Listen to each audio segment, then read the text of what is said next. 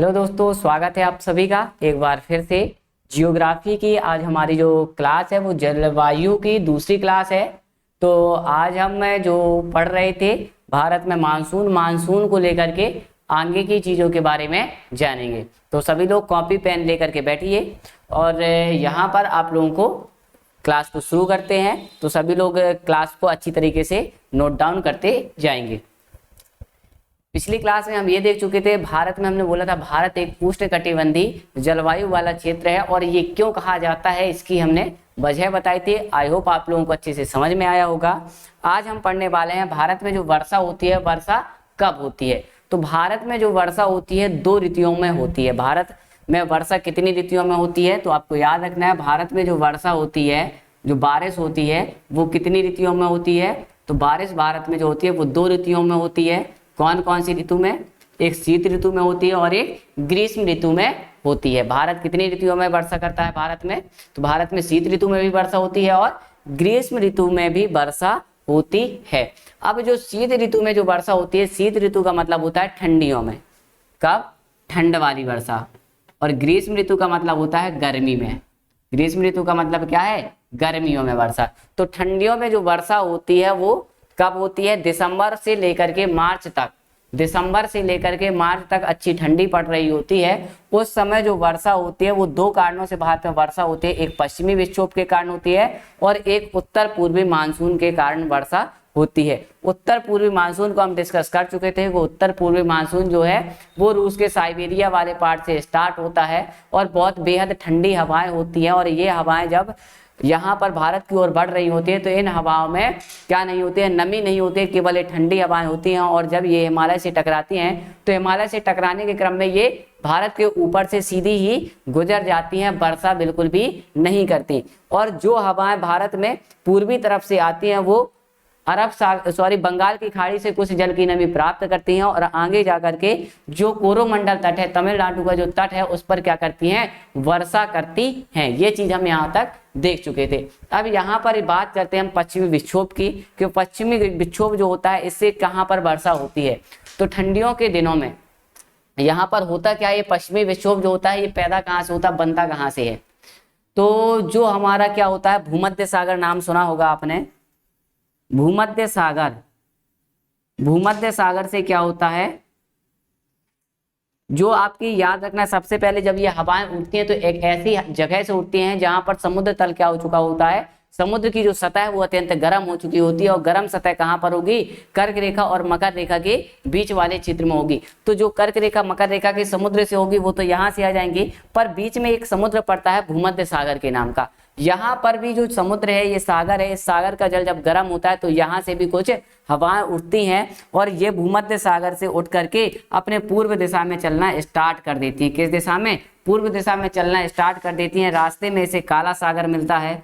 काला सागर के ऊपर से ये और नमी को इकट्ठा करती हैं। पहले भी इसमें नमी है, कुछ नमी को इनने बीच में छोड़ दिया, फिर काला सागर के पास पहुंचे तो फिर से इसमें नमी आ गई। और ये नमी युक्त हवाएं जब भारत की ओर आगे पूर्व की ओर बढ़ते हुए भारत के पास पहुंचती हैं तो यह हवाएं क्या होती हैं, जब हिमालय से टकराती है तो हिमालय से टकराने के बाद ये 2 शाखाओं में बढ़ जाती हैं। एक भाग जो होता है वो तिब्बत के पठार के ऊपर से तिब्बत और चीन में चला जाता है और दूसरा भाग जो है वो हिमालय में वर्षा का कारण बनता है। पश्चिमी विक्षोभ से क्या होती है भारत में, याद रखना है पॉइंट, आप लोगों को क्या नोट डाउन करना है, शीत ऋतु में 2 मानसूनी हवाओं से बारिश होती है। पहली मानसूनी हवा हो जाएगी पश्चिमी विक्षोभ और दूसरी हो जाएगी उत्तर पूर्वी मानसून। सबसे पहले लिखना है पश्चिमी विक्षोभ।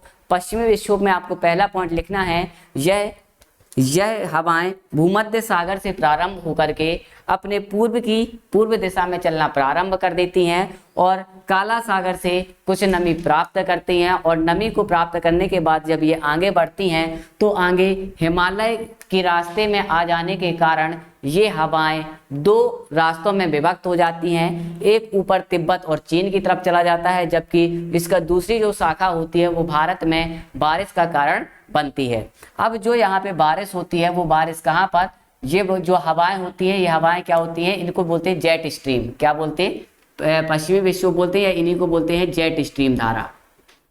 जेट स्ट्रीम धारा भी बोलती हैं। जब ये धारा क्या होती है, पर्वतीय क्षेत्र कहाँ पर है, जम्मू कश्मीर में हो गया आपका, जम्मू कश्मीर हो गया।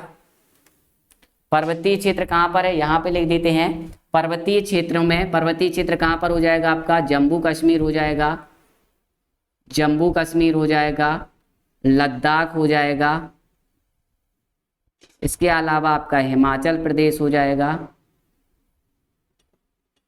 और हिमाचल प्रदेश के बाद क्या हो जाएगा हमारा, उत्तराखंड राज्य हो जाएगा। इन राज्यों में क्या होती है, यह जो आपकी जेट स्ट्रीम होती हैं वह क्या करती हैं, यहाँ पर क्या है, हिमालय पर्वत है, हिमालय पर्वत से टकराने के बाद जो बारिश होती है वो किस रूप में होती है, बर्फ के रूप में बारिश करती हैं। ये हवाएं क्या करती हैं, इन राज्यों में क्या करती हैं, बर्फ के रूप में बारिश करती हैं। जब यहाँ पे दक्षिण भारत में बारिश हो रही है तब यहाँ पर बारिश नहीं होती, याद रखना है। यहाँ पर बारिश ठंडियों के मौसम में होती है, जब पूरे भारत में ठंड का मौसम होता है उस समय जम्मू कश्मीर, लद्दाख, हिमालय में क्या होती है, बर्फबारी होती है। और किस कारण से होती है, तो आपको याद रखना है कि पश्चिमी विक्षोभ जब ये भूमध्य सागर के चलकर आता है तो इसी कारण से क्या होती है, यहाँ पर बारिश होती है। और बारिश कैसे होती है, बर्फ के रूप में होती है। जबकि इसी के पास के कुछ और राज्य हैं, इसी के पास के कुछ और राज्य हैं, कौन कौन से राज्य हो जाएंगे, यहाँ पर आपके और कौन से राज्य हो जाएंगे, एक तो पंजाब हो जाएगा, पंजाब हो जाएगा, हरियाणा हो जाएगा, पंजाब, हरियाणा और दिल्ली। यहाँ पर जो वर्षा होती है वो किसके रूप में होती है, बर्फ के रूप में ना होकर के बूंदों के रूप में वर्षा होती है। बारिश की बूंदों के रूप में क्या होती है, वर्षा होती है। किसके कारण होती है, पश्चिमी विक्षोभ के कारण होती है। याद रखना है, पश्चिमी विक्षोभ के कारण भारत, पूरे उत्तर भारत में बारिश का कारण क्या है, सबसे पहला पॉइंट आपको यही लिखना है। उत्तर भारत में बारिश का प्रमुख कारण पश्चिमी विक्षोभ है। पश्चिमी विक्षोभ के कारण जम्मू कश्मीर, लद्दाख, हिमाचल प्रदेश और उत्तराखंड में बर्फ के रूप में बारिश होती है। जबकि इसके विपरीत पंजाब, हरियाणा और दिल्ली वाले क्षेत्र में जो बारिश होती है वो किसके रूप में होती है, बारिश के पानी के बूंदों के रूप में बारिश होती है। और ये आपको यहीं तक आपको याद रखना है। और ये कब से कब तक होती है, तो दिसंबर से मार्च, मतलब ठंडियों में यह वर्षा होती है। और ये जो शीतकालीन वर्षा होती है शीत ऋतु में, और आपको ये वाला आपको पहले ही बता दिया हमने, उत्तर पूर्वी मानसून क्या होता है, तो साइबेरिया वाला मानसून हो जाएगा। और जो आपका पश्चिमी विक्षोभ और उत्तर पूर्वी मानसून के कारण होने वाली वर्षा है, इस शीत ऋतु की इस वर्षा को हम किस नाम से जानते हैं, तो याद रखना है इसे क्या नाम दिया जाता है, मावट के नाम से जाना जाता है। भारत में जो ठंडियों में वर्षा होती है, शीतकालीन जो वर्षा होती है, इसे किस नाम से जाना जाता है, इसे मावट कहा जाता है। इसे क्या कहा जाता है, मावट कहा जाता है। ये पॉइंट भी आपको याद रखना है। ये हो गया आपका कौन सी, शीत ऋतु में होने वाली बारिश के बारे में हमने जाना। इसके बाद हम जानेंगे ग्रीष्म ऋतु में होने वाली बारिश के बारे में जानेंगे। इसके बाद हम क्या जानेंगे, ग्रीष्म ऋतु में होने वाली बारिश के बारे में जानेंगे। तो यहाँ पर इसको आते हैं अब कहाँ पर, ग्रीष्म ऋतु में। ग्रीष्म ऋतु में जो बारिश होती है, भारत में 90% जो बारिश होती है वो ग्रीष्म ऋतु में ही होती है, गर्मियों में ही होती है ग्रीष्म ऋतु में। और ग्रीष्म ऋतु में कौन सा मानसून आता है, तो आपको याद रखना है 90% बारिश जो होती है वो इसी के कारण होती है। और ग्रीष्म ऋतु में आने वाले मानसून को कहते हैं दक्षिण पश्चिम मानसून। क्या बोलते हैं, दक्षिण पश्चिम मानसून। दक्षिण पश्चिम मानसून के कारण इसमें वर्षा होती है। और ये वर्षा जो होती है कब स्टार्ट होती है, 1 जून से स्टार्ट होती है। 1 जून में सबसे पहले यहाँ पे जो मानसून आएगा वो मालाबार तट पे आता है। 22 जून तक यह जो होता है पूरे भारत में यह मानसून फैल जाता है। और 22 जून के बाद 15 सितंबर तक यह मानसून पूरी तरीके से भारत में क्या हो जाता है, खत्म हो जाता है। और वापस से जो हवाएं हैं, यहाँ पर हमें याद है कि 23 सितंबर हमने पढ़ा था, 23 सितंबर को सूर्य क्या होता है, दक्षिणायन होने लगता है और हवाएं उल्टी चलने लगती हैं। मानसून क्या होने लगता है, लौटने लगता है। तो 15 सितंबर तक ये मानसून चलता है। और ये मानसून की कितनी शाखाएं होती हैं, टोटल 2 शाखाएं होती हैं। कौन कौन सी शाखाएं होती हैं, तो पहली जो शाखा होती है उसको बोलते हैं हम कौन सी, अरब सागरीय शाखा। दक्षिण पश्चिम मानसून की अरब सागरीय शाखा। और एक होती है आपकी बंगाल की खाड़ी शाखा। बंगाल की खाड़ी शाखा, दक्षिण पश्चिम मानसून की बंगाल की खाड़ी शाखा, दो शाखाओं में ये वर्षा होती है। अब जब ये क्या होती हैं, समुद्र अच्छी तरीके से गर्म हो चुका होता है, तब यहाँ से वर्षा होना प्रारंभ, जो हवा है हवा चलना प्रारंभ होती है। एक नियम है फेरल का नियम, फेरल का नियम अलग अलग पढ़ाएंगे। फेरल का नियम क्या कहता है? फेरल का नियम कहता है कि जो उत्तरी गोलार्ध है, उत्तरी गोलार्ध, और एक होता है हमारा दक्षिणी गोलार्ध, तो उत्तरी गोलार्ध में जो हवाओं की दिशा होगी वो हमेशा क्या होगी? सीधी ना होकर के, सीधी ना होकर के कैसी होगी? यह अपने पूर्व दिशा की ओर होगी। किस दिशा में होगी? पूर्व दिशा में। और जो दक्षिणी गोलार्ध की हवाएं हैं वो किस दिशा में होंगी? वो आपकी यहां पर किस दिशा में? इस दिशा में। कौन सी दिशा? पश्चिम दिशा में होंगी। मतलब जो उत्तरी गोलार्ध में हवाएं हैं, जो भूमध्य सागर से उठने, भूमध्य रेखा से उठने वाली हवाएं हैं, उत्तरी गोलार्ध में किस दिशा में जाएंगी? तो याद रखना है पूर्व दिशा में जाएंगी, मतलब अपने दाएं ओर जाएंगी। जबकि दक्षिणी गोलार्ध में भूमध्य रेखा से उठने वाली हवाएं या भूमध्य सागर के भूमध्य रेखा के पास से उठने वाली हवाएं जो हैं वो अपने किस तरफ जाएंगी? बाएं दिशा में जाएंगी। ये कौन सा नियम है? ये फेरल का नियम है। नियम वाला अलग से क्लास कर देंगे। फेरल का नियम, फेरल का नियम क्या कहता है कि भूमध्य रेखा से उठने वाली हवाएं अगर वो उत्तरी गोलार्ध में जाएंगी तो अपने बाएं तरफ मुड़ेंगी। किस तरफ? सॉरी, बाएं नहीं, दाएं तरफ मुड़ेंगी। जबकि दक्षिणी गोलार्ध में ये हवाएं अपने बाएं तरफ मुड़ जाती हैं। तो ये चीज आपको याद रखनी है। और इसी क्रम में हम देख रहे हैं कि हवाएं जब किस तरफ जा रही हैं? ऊपर की तरफ जा रही हैं, तो इनका झुकाव किस तरफ है? दाएं तरफ है। और जब ये हवाएं वापस से इस तरीके से जा रही हैं तो इनका झुकाव किस तरफ है? दाएं तरफ है। ये हवाएं इस तरफ नहीं है, बाएं तरफ नहीं है, ध्यान रखना। तो ये किस तरफ है? बाएं तरफ है। तो ये यहाँ पे याद रखना है आपको। अब यहाँ पर हम देखेंगे सबसे पहले अरब सागरीय शाखा। सबसे पहले जब ये मानसून आता है तो मानसून बढ़ने के क्रम में क्या होता है? एक मानसून की एक जो शाखा होती है वो यहाँ पे भारत के पूर्वी तट, पश्चिमी तट पे आती है, मतलब कहाँ पर? अरब सागर के ऊपर से आती है। और दूसरी शाखा इसके विपरीत कहाँ पे चली जाती है? इस तरफ चली जाती है। और इस तरफ क्या होता है आपका? इस साइड आपकी होती है बंगाल की खाड़ी, और बंगाल की खाड़ी के ऊपर से आपका ये मानसून चलता है। यहाँ पर क्या है आपका? बंगाल की खाड़ी।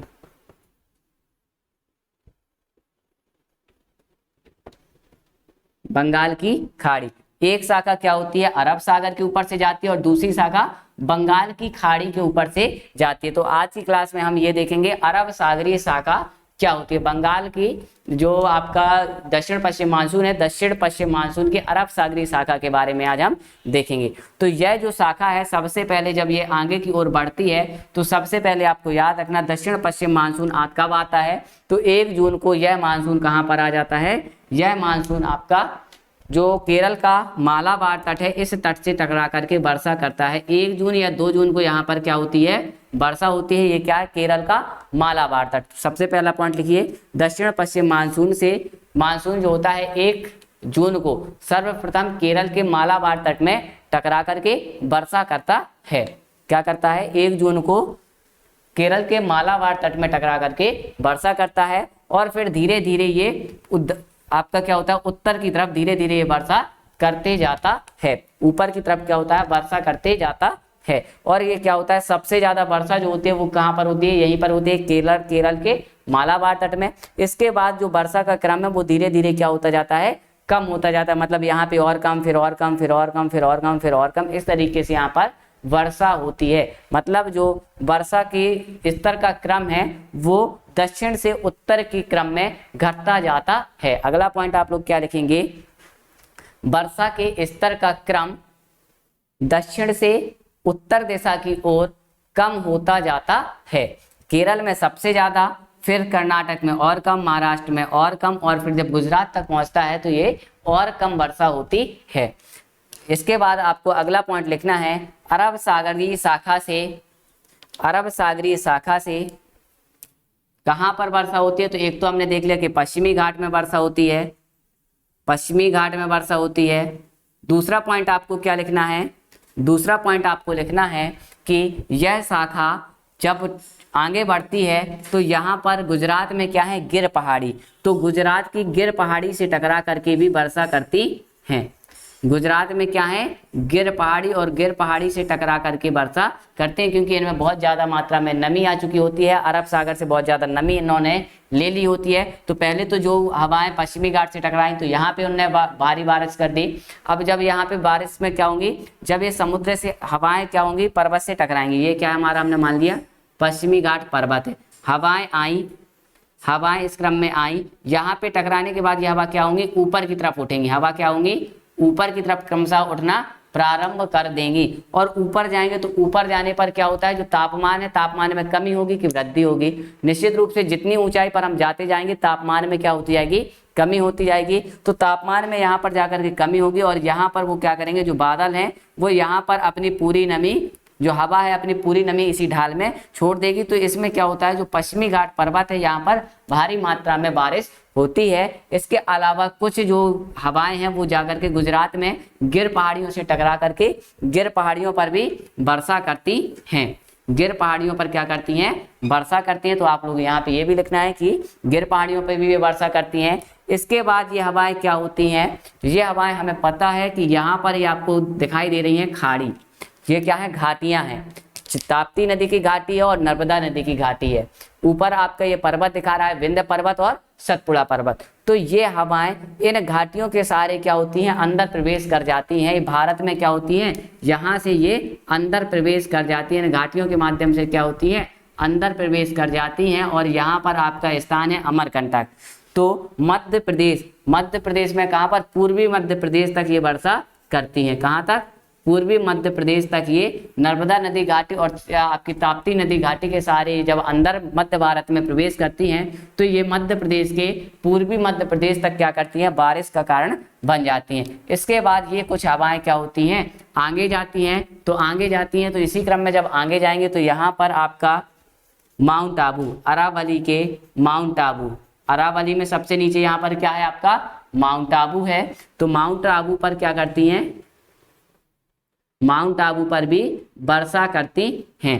राजस्थान में स्थित अरावली के माउंट आबू में वर्षा करती हैं। इसके अलावा कुछ हवाएं इसके समांतर निकल जाती हैं और यहाँ पर फिर ये वर्षा नहीं करती। मतलब अरावली के केवल इतने से भाग में ही वर्षा इससे होती है, बाकी के भाग में वर्षा नहीं होती है। अरावली के बाकी भाग में वर्षा इससे नहीं होती है। आज आपको ये भी समझ में आएगा कि राजस्थान में इतना ज्यादा सूखा क्यों है, वहां पर रेगिस्तान क्यों है, क्योंकि यहाँ पर आपने देखा कि जो वर्षा हुई वो यहाँ पर राजस्थान में नहीं हुई और यहाँ कहीं पर भी वर्षा नहीं हुई। आखिरी बार जो वर्षा हुई वो कहाँ पर हुई, यहाँ पर आपका माउंट आबू, अरावली के माउंट आबू वाले क्षेत्र में हुई। गुजरात में भी वर्षा हुई, मध्य प्रदेश में भी हो गई, महाराष्ट्र में हो गई, कर्नाटक, गोवा, केरल, इन सभी राज्यों में वर्षा इस मानसून के द्वारा हो गई है। तो यहाँ पर ये इतने सारे पॉइंट आपको याद रखने के, कहाँ पर वर्षा होती है और वर्षा कैसे होती है, ये चीज आपको सभी याद रखना है।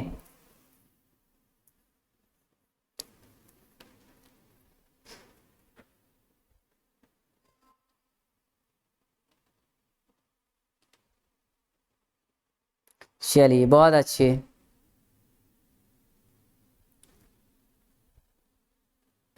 चलिए इसके बाद अब हम क्या देखेंगे, अब हम नेक्स्ट क्लास में देखेंगे बंगाल की खाड़ी शाखा। यहाँ पर दक्षिण पश्चिम मानसून की हम कौन सी शाखा देखेंगे, अगली क्लास में देखेंगे, वो बंगाल की खाड़ी शाखा। यहाँ पर आज हमने इसकी अरब सागरीय शाखा को देखा है। इसको आपको चित्र के माध्यम से, आप ये वाला आप चित्र नहीं बनाइएगा, चित्र में आपको उत्तर पूर्वी मानसून की कोई जरूरत नहीं है, आपको इतना ही बनाना है इस चित्र को। और इसमें आपको ये अच्छे से याद रखना है कि जो दक्षिण पश्चिम मानसून होता है वो कब आना स्टार्ट होता है, 1 जून को आना स्टार्ट होता है। और जब ये फैलना स्टार्ट होता है तो 22 जून की डेट को ये पूरे भारत में फैल जाता है और 15 सितंबर तक ये मानसून चलता है। और 15 सितंबर के बाद जब सूर्य जो होता है 22 सितंबर से दक्षिणायन होने लगता है तो हवा भी दक्षिण की तरफ जाने लगती है और ये मानसून जो अभी तक इस दिशा में चल रहा था ये वापस से लौटने लगता है। और लौटते हुए मानसून से केरल के, मतलब लौटता हुआ मानसून का मतलब है उत्तर पूर्वी मानसून। उत्तर पूर्वी मानसून से तमिलनाडु के कोरोमंडल तट पे वर्षा करता है और आगे चला जाता है। इसके अलावा जो आपका अरब सागरीय शाखा है, सबसे पहले केरल के मालाबार तट पे वर्षा करती है और इसी क्रम में ये दक्षिण से उत्तर के क्रम में वर्षा करती जाती है। और वर्षा का क्रम जो हो जाएगा वो सबसे ज्यादा केरल में, फिर वो वर्षा का क्रम धीरे धीरे कम होता जाएगा। ये शाखा जब गुजरात की गिर पहाड़ियों से टकराती है तो यहाँ पर वर्षा करती है। इसके बाद जब ये नर्मदा घाटी और ताप्ती नदी घाटी से अंदर जाते हैं तो अमरकंटक तक मध्य प्रदेश के पूर्वी भाग तक वर्षा का कारण बन जाती हैं। और ये वर्षा जब आगे, ये हवाएं जब आगे जाती हैं तो अरावली के गुरु शिखर वाले पार्ट में टकरा करके गुरु शिखर माउंट आबू वाले रीजन में क्या करती हैं, वर्षा करती हैं। और फिर ये अरावली के समांतर होने के कारण अरावली पर वर्षा नहीं करती। और इन वर्षा में अब क्या हो चुका होता है, नमी जो है वो नमी पूरी तरीके से खत्म हो चुकी होती है, तो आगे जाकर के ये हवा वर्षा नहीं करती है। ये इतनी चीजें आपको यहाँ पर याद रखना है। चलिए मिलते हैं एक और बेहतर क्लास में। Thank you to all of you.